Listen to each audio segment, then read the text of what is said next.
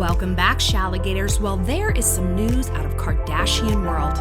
Rumor has it, unconfirmed, but rumors nonetheless, that Kourtney Kardashian is engaged to Travis Barker. Evidently, the Sun, who is like not really that reliable, is reporting that Travis popped the question when they were both in Vegas this past weekend for the Conor McGregor fight. Oh, I love Conor McGregor. You know what? I don't want to hear he's a piece of shit. I don't want to hear it. I love him. I love the swag. I feel when they're like, they should kick him out of the league. I'm like, do you know that that's the only reason like I watch? And yes, my eyeballs matter. So you don't want to piss me off. Anyway, I digress. Rumor has it they got engaged in Vegas. So I asked you guys on Instagram, like, okay, well, what's the topic here? And I gave you two choices. What to do when your ex moves on. Like if we're looking at this from Scott Disick's point of view, like either the ex that you like kind of always fucked around with, took for granted, maybe cheated on, or maybe someone you genuinely loved and it just didn't work out. What do you do when they move on? Or how to not be jealous of perfect couples. Now, I was going to do the ex one, and look, I still will, but I will do that when we get confirmation that this engagement is legit, because like, who knows? Maybe it is, maybe it isn't. Like all these other outlets have reached out to both of their reps and no one's confirmed yet as of me filming this. And you know how the Kardashians are, like they get it out in their own due time and they'll like kind of gaslight us all in the meantime. So I figured, okay, while we're waiting to see how this story develops, let's do one on how not to be jealous of perfect couples, because that doesn't really matter if they're engaged or not, because God knows these two will not stop with the PDA. But before we get into it, just want to remind you guys to follow me on Instagram at ShallonXO. Also, be sure to listen to my podcast, Girl on Top. If I do say so myself, the last two episodes have been, I think, my best yet. This week's is the do's and don'ts of having a summer fling. What is a good summer fling? Like, what's a good outcome? I'm going to break down all the possible outcomes, including how or how not to hook up with a coworker. And last week, we talked about the 4 magic words that can get a man to change. 4 words that aren't naggy, desperate, pathetic, showing all your...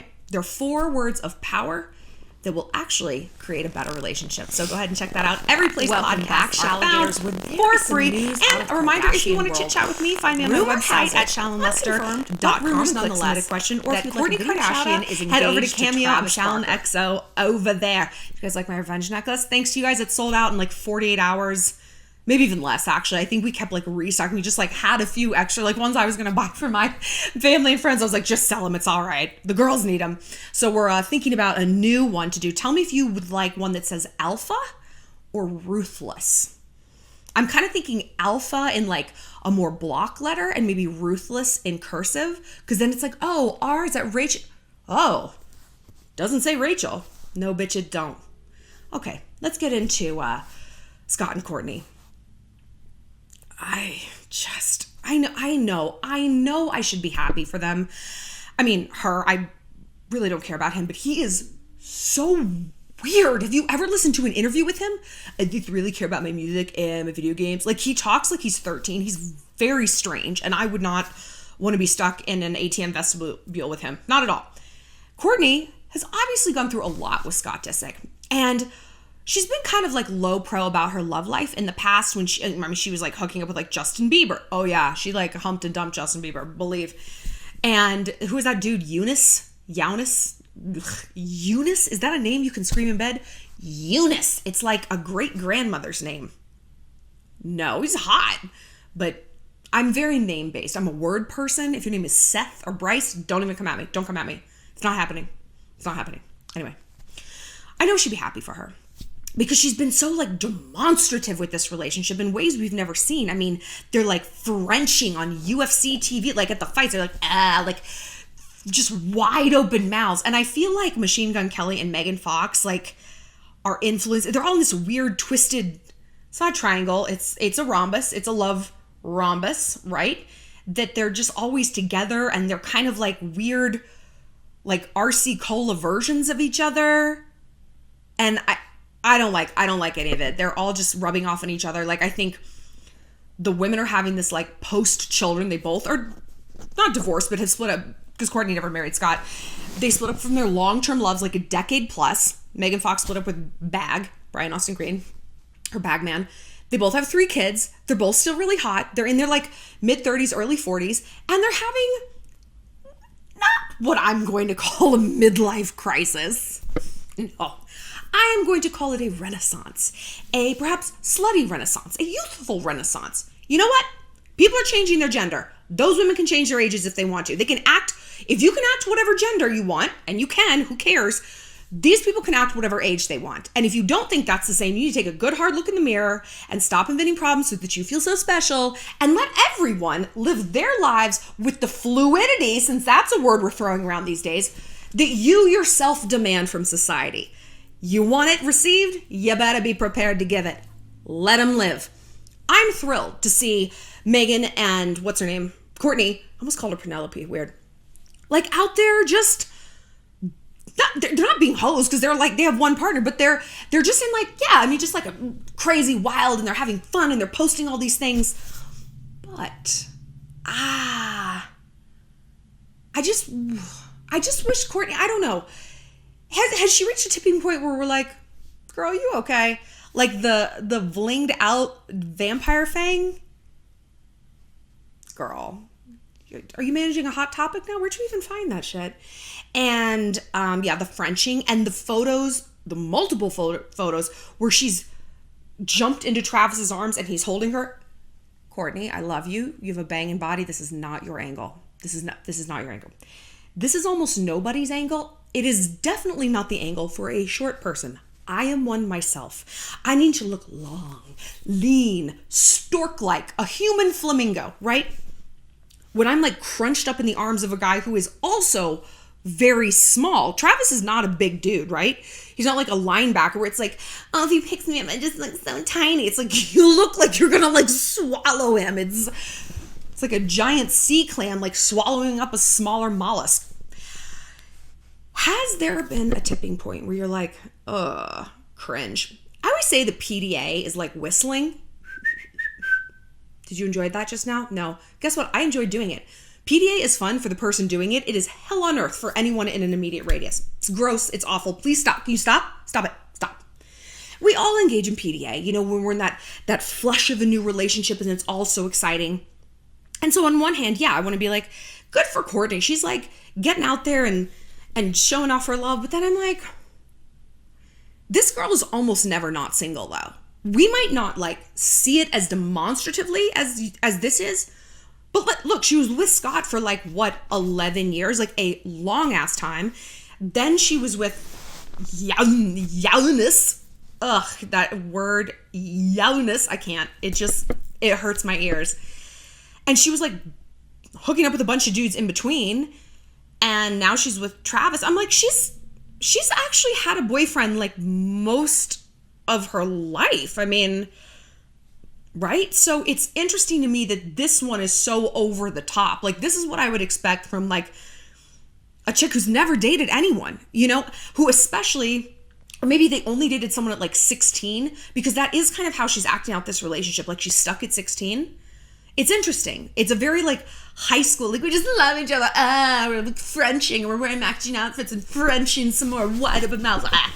It's like, okay, dude, man, we get it. We know you've had sex before. You've got 3 kids. He's got however many, I don't care.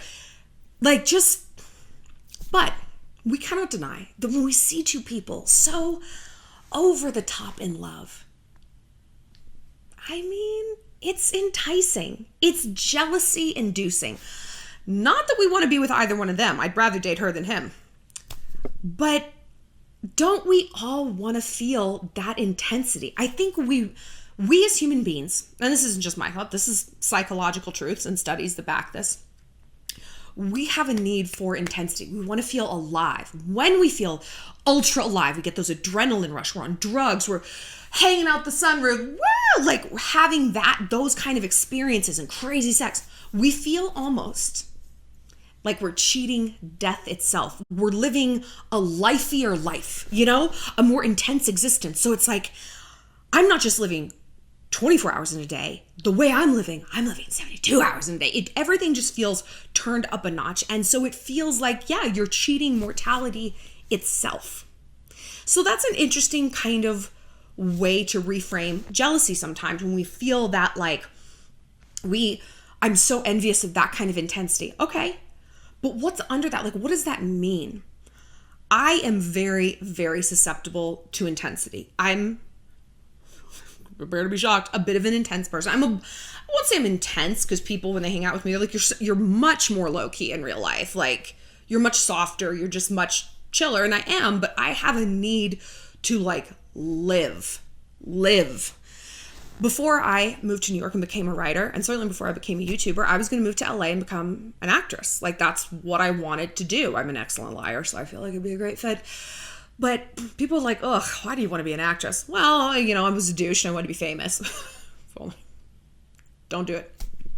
But I was very drawn in by the idea of getting to play different roles. Like, the first Charlie's Angels movie with, like, Cameron Diaz and Lucy Liu, like, that was, like, extremely and embarrassingly, like, informative of my personality. Like, I saw when I was young, and it, like, shaped, it doesn't matter.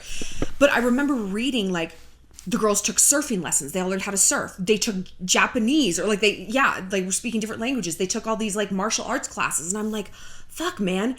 They got to do those 3 things, which, like, most people they don't even get to do one, and they got to do all 3. It's like they got to live so many different lives in one, and they go on to a different movie, and they're like, learn how to ski down the Alps. It's just, it seems so, again, like you were cheating mortality in some kind of way. And I still feel this. I still feel this need to have that intensity. So what I want you to do, first step, if you see these couples, you're like I'm jealous of their love, their intensity, their passion. Okay, is there some part of your life that might relate to mortality? Do you feel, and the easy way to ask, to, like, interpret our mortality fears, and look, I know you're like, God damn it, I tuned into this video to hear about, like, PDA and shit, not, like, contemplate my existential dread. But you know what? This is how we dismantle that stuff, and this is how this is, like, our hack. I love, like, videos on, like, life hacks and beauty hacks and whatever. This is, like, a mind hack. Instead of just being like, I'm so jealous. No, bitch. We're going to dismantle that, and we're going to get the hack to get what's under that, and so you feel bomb almost immediately. So look at the things in your life that kick up those mortality things, namely stagnation. Mortality feels especially close when we feel like our life is being wasted. What the fuck am I even here for? What does my life mean? If I died tomorrow, would anyone even notice? I don't know, would they? Answer the question. If the answer is no, okay. Maybe we're going to focus on friendships.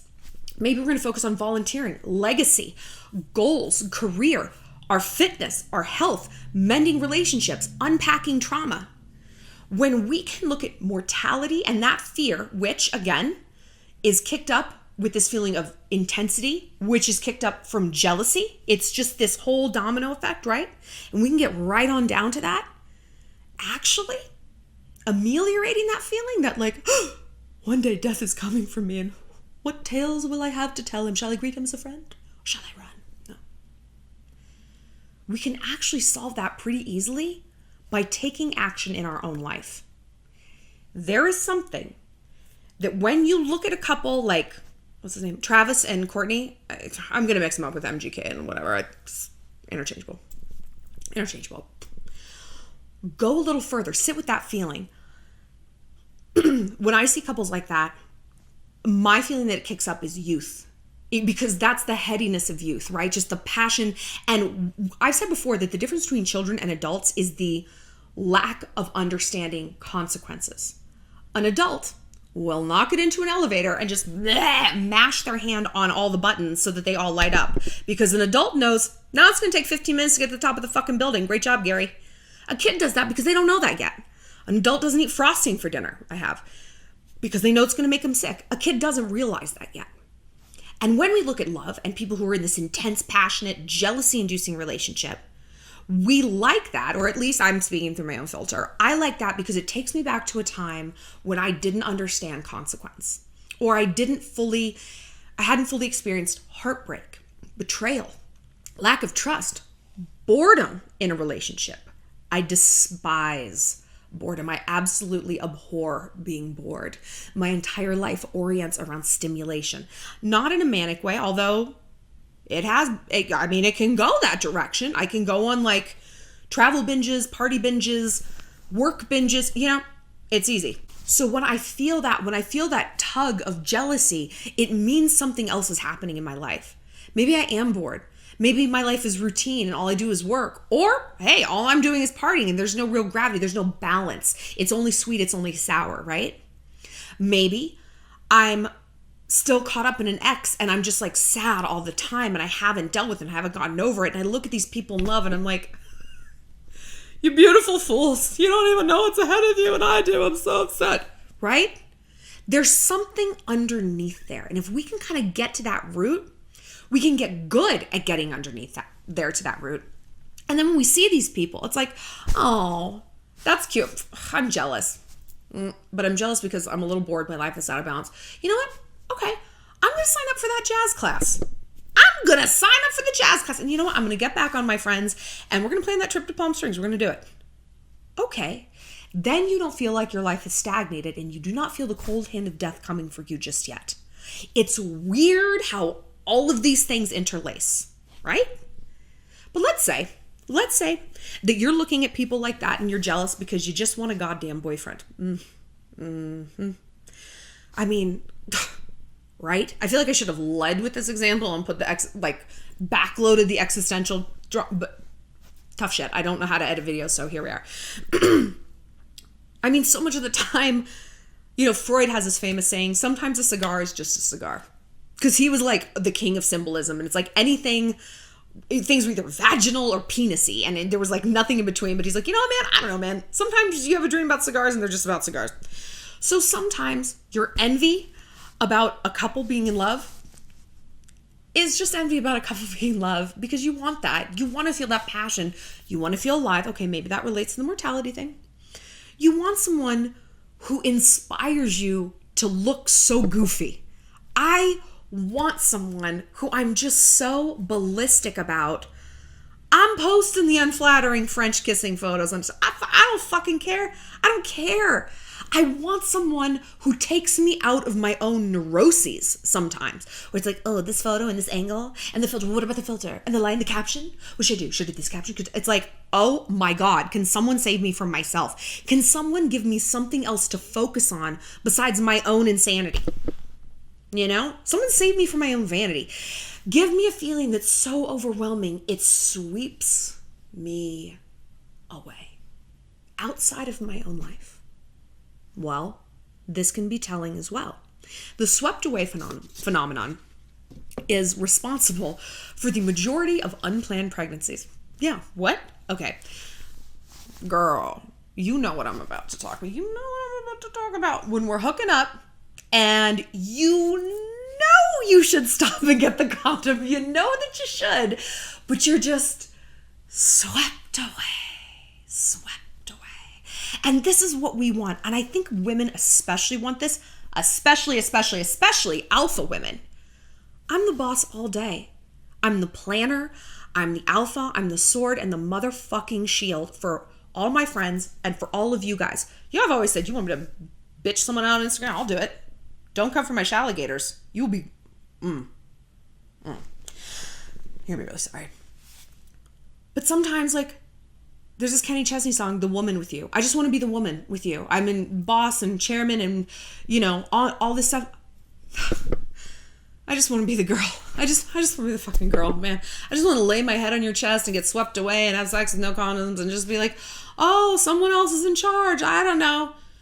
It's interesting that we as humans have such a need for power and control and stability, but we also have a need to have all of that just, oh, whoops, oh, just twist my, I don't know, I have no power anymore. We do have a need to be submissive. We're pack animals, And in a pack, in an animal pack, the roles are very rigid. There's the leader, there's the this, the blah. Our human tribes, because our tribes are so fluid, we have our work tribe, we have our family tribe, we have our sorority tribe. Those roles change all the time. So it's like we're constantly shifting between needing dominance and submission, really. And so when we look at people who are just swept away by this love, it's like, they're not in control of their emotions. Doesn't that sound nice?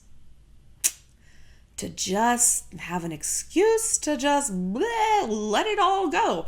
Let it all hang out. I mean, like, literally, Jesus, look at Courtney. We've seen so much of her body lately. We got it, girl. And last but certainly not least, again, should have led with this. We have got to get real about someone's social mask. Social mask is a term I first heard Dr. Phil say, love that man, where he was talking about debt.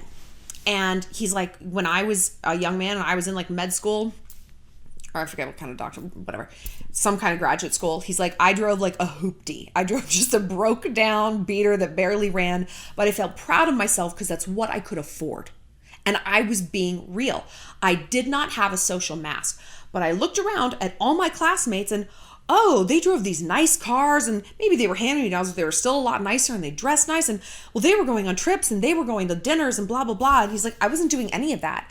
And then I realized I was not responding to their truth. I was responding to their social mask, right? And that was like back in, I don't know, 1918, whenever he was in school. He's like a million years old. But that was before social media, which is entirely designed to be a social mask. I do it for a living. I really pride myself on being authentic on social media. I mean, I don't edit my photos. Like, I'm on video, you know, if I was like, you guys know what I look like, it would be kind of a fool's errand. It'd be so silly. Like, girl, who are you trying to fool? But it doesn't matter. We still want to present our best selves. That is part of our social inclusion need. I mean, if you're healthy, you want to present your best self. If you're unhealthy and depressive, you're like, I'm so emo. Stop, because you're going to get cast out of the tribe. That's a whole different conversation. So when we see these perfect couples, it's funny that we all are doing this social mask thing. We know that, like, the photos we post from the vacation, it's like, okay, well, we didn't post the ratty hotel room and like how Kristen got bed bugs and how that weird guy Diego we met on the beach turned out to be completely creepy. We didn't post that. We just posted like the perfect little highlight reel, right? We don't post the food poisoning. I mean, Jesus, I hope you don't. We know that we do that. We know our immediate friends do that. Like, we know people at large do that. And yet, when something comes up in our feed, we take it as the goddamn truth. We take it as absolute gospel. She just looks like that. They're just that happy. She's just that successful. If we can step back and be like, okay, that's a social mask. Well, Shallon, I mean, so you're saying that they're miserable behind that? No. I'm saying you're only seeing the highlight reel. And for every upside, there's a downside. For every light, there's a dark. No relationship is perfect. And truly, truly, Shakespeare said it best. The lady doth protest too much. The lady doth protest too much. What does this mean? It means that when people have to go out of their way to prove one specific point, one specific fact, chances are there's a reason they're insecure about this. You ever meet people like, oh my God, like just take the cast of Jersey Shore, who I feel like I talk about a lot, I'm sorry. Because they're just, or like literally any Real Housewives franchise, any of them. They're like, I am rich, I am classy. No, hey, don't you fucking talk to me like that, you twat. I said I'm classy. I said I'm a classy fucking bitch, you slut. Oh, you're classy. Got it. No, it shows. When people have to insist that they're classy, rich, very popular and successful, perhaps that's coming from an ego place. Things that we're truly confident about, what do we say about confidence? It's quiet. Confidence is quiet. I don't feel some type of way about my intelligence. I mean, I know I'm smart, so I don't need to tell people, I'm actually very smart. You'll know by like sentence 2. It's fine. And if you interpret me as stupid, I just laugh. Like, okay. Somebody said to me the other day on a date, he was so insulting. Dude, I'm sorry if you're watching this, but this was like honestly very insulting. Like, you're a nice guy, but like this is kind of when it went south. He like stalked me into oblivion before we met, which I really don't appreciate. Like, it makes me feel like a zoo animal, you know? Like, we met on an app and like I don't even put what I do for a living on there because I just want people to judge me real life, and I want to judge them real life. I don't stalk them, look up their Insta. I'm like, hey, let's get to know each other like human beings. And he went down like a 30-minute rabbit hole looking at my videos and listening to my podcast. And, you know, you want to think that's flattering, but not really the way he conveyed it. And he's like, yeah, I was listening to your podcast. I was like, oh, this girl's actually really smart. And I was like, actually? You are surprised that I'm smart? And he's like, well, I mean, you're like part YouTuber, part influencer, part radio host, part jewelry designer, part podcaster. I'm like, right. So maybe someone who had 8 different unrelated jobs would have to be pretty smart to do that, right? And he's like, yeah, yes, that's true. I'm just like, okay. But it was insulting, and I feel annoyed that I even had to like talk about my intelligence to that degree, because I'm like, bro, like, okay, I'm smart. But look, the point is, this is more than just a rant about a terrible date, although it did feel good to get that off my chest, is that like when you see couples who are over the fucking top, there is a reason, and it's not always good. Chances are one or both people in this relationship are trying to convince themselves of something either they don't feel or they feel and their partner doesn't, or something that's just plain old not there. Sometimes that thing is fidelity. Fidelity, right? If I post a picture every single day about how much this guy loves me and we love each other and we have such an amazing relationship and here we are in my bae, then any girl who comes to his page is going to be like, oh, he's so in love. I am like fascinated by the true crime story of Chris Watts. You know, that dude who like killed his pregnant wife and his 2 dogs, fucking scumbag. And his wife, Shanann. I think we can all agree she seemed like a kind of a difficult person to be married to. Hey guys, just loving this life. Like she was part of a pyramid scheme. They made no money. Please, if you're interested in that case, listen to this podcast called Red Collar. Red Collar refers to white collar criminals who turn violent and kill. It's such a good podcast. I love the narrator, Catherine Townsend. Yes. But she did a fascinating episode on this case from like a financial crime point of view. She's like, it's not his mistress that like why he killed his family. It's a financial thing. But anyway, she was talking a lot about how over the top Shannon's, I'm sorry, I don't mean to say her name like that, but just like why Shannon is, anyway, was always posting these like wonderful, incredible, like, I love you, you're the greatest husband. And if you saw the Netflix documentary, while she was posting that, she was texting her friends, he won't sleep with me, he won't touch with me, he's icing me out, he's stonewalling me. And I think that's an interesting example of social masking to an extreme degree, because like the gushier she got on social media, it directly correlated to how bad things were at home. It was like a perfect intersection. And again, like that is significant. Now you might be asking yourself, okay, well, why would Travis and Courtney why would they even bother? Like if things weren't going well, like why the fuck would they bother to be so like over the top with this, you know? Just because you don't have a valid reason popping into your mind doesn't mean that there isn't one. Doesn't mean that their reasoning isn't perfectly valid and inspiring enough to them to follow through on this, right? It could be that she went to Scott behind the scenes, was like, well, oh, you got a 19-year-old. Well, I'm going to marry Travis. I've met the love of my life, and within 6 months we're we're going to get married. So fuck you. You never know. You don't know what's going on behind the scenes. But that's the point. You don't know. So don't convince yourself that, oh no, it's perfect and what I see is what I get. Is that true for the stuff you post? Is that true even for the stuff you tell your friends sometimes? The things you tell your families? The things you tell yourself? Is it always the God's honest truth? No. I talk to you guys all day, every day, and let me tell you something. Yeah, men lie to us. Oh, pales in comparison to the lies we tell ourselves. Pales. Nowhere even fucking close. I can count on one hand the number of lies a guy has told me in the past year. There is no limit to the amount of lies I've told myself, right?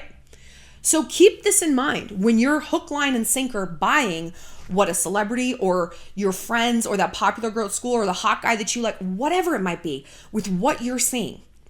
Take a step back, get some objectivity, and realize maybe things aren't always what they seem. But, I know I said last but not least with the last point, but lastiness and not leastiness. Let's say that actually, they really are happy. They're happy. Yeah, I mean, maybe they have fights and no relationship is perfect and every relationship is work. But no, they're super in love. I have a friend here and she's been with her husband since high school. And she's like, oh, I'm just so in love with him. I was like, okay. Like, I'm just like, this is impossible. Bitch, no, you hate your husband just like everyone else hates their husband, okay? Like, please. But then, like, I would see them, like, across the store at we were at a gas station and they were, like, making out. And they were just, like, canoodling and looking at each other. And I'm like, holy shit, what? Oh my God, they actually really love each other. What the fuck? But that's great. My mind was blown.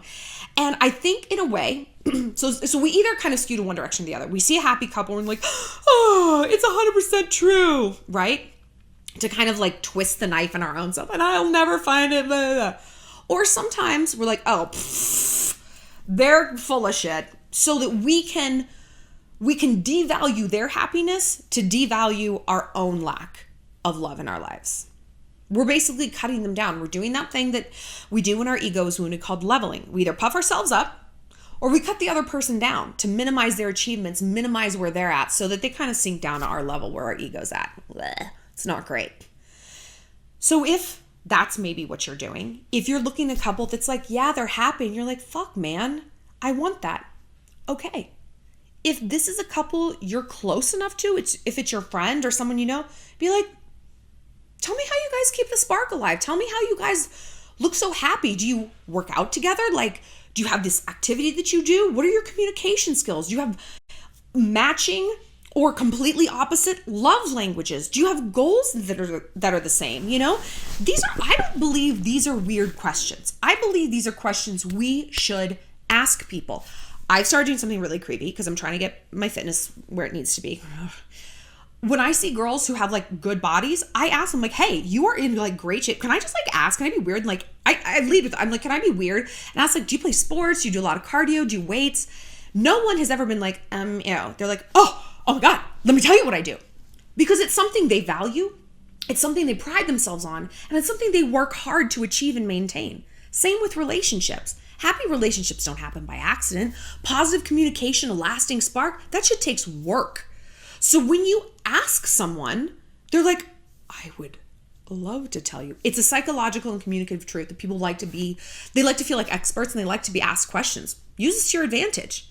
And they'll be like, okay, so she said that they like restore houses together. So that tells me that dating someone who I have like common interests with might be on the right track. Maybe this whole opposites attract thing is more about like, he likes sushi and I like pork rinds. Like it's a small thing, not like life goals, recreation time. All right, I'm going to put this in my back pocket next time I'm out dating.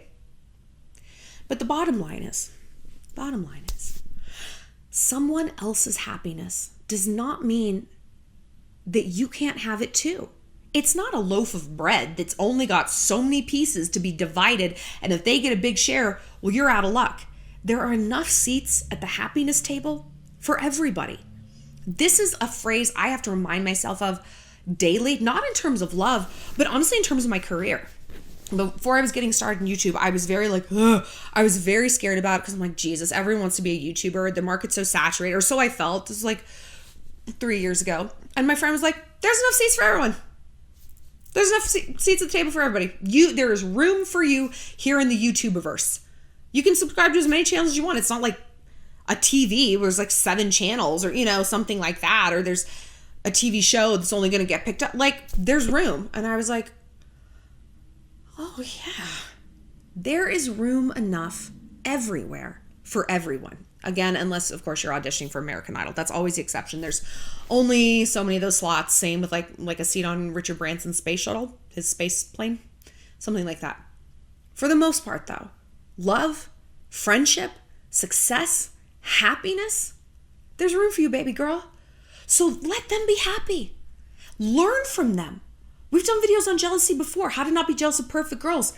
Don't repel and tear them down. Lean in. What are they doing? Why do I think they look so happy? Is it they're engaged in the same activity?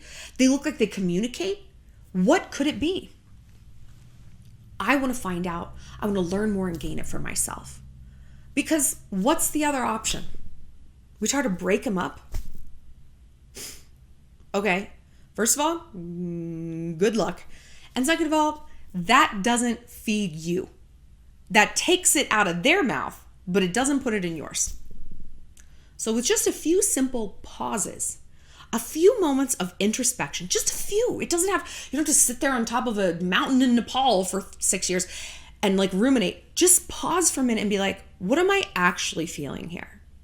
What could I actually concretely IRL do to either counter this weird feeling or import the feeling that I projected onto them? They're young, they're wild, they're free, they're passionate, they're engaged, they're communicating, they're bonded, they have a similar goal. What can I do to import that into my life right now, either into my current relationship or into my single relationship? Because you know what? If you are in a relationship and you find yourself chronically jealous of happy couples, what is the thing you keep coming back to? Man, their sex life must be great. Wow, he seems to really support her career. What keeps coming up? Is that the thing that's lacking in yours? I bet it is. And maybe are these couples a signpost telling you that, hey, this dude you're with, he's not a destination. You got to keep on moving. Maybe he was great for a season, but seasons change. Whatever the data is saying, whatever your heart and your mind and your psyche are saying, looking at people who make you envious, listen to it because there's no wrong answer. Let that feeling, all those feelings that bubble up, guide you instead of sink you. Move you forward instead of stagnating you and therefore kicking up all that mortality bullshit. There's plenty of time to think about the next dimension. And that time is when we're in Shady Pines, a retirement community in Florida all together. We should do like a Shalligator nursing home. Would that not be bomb? We could hire like hot, young like guys to fix our jello. It's going to be amazing. And the people saying Shalleluja. I'll see you later, Shalligators.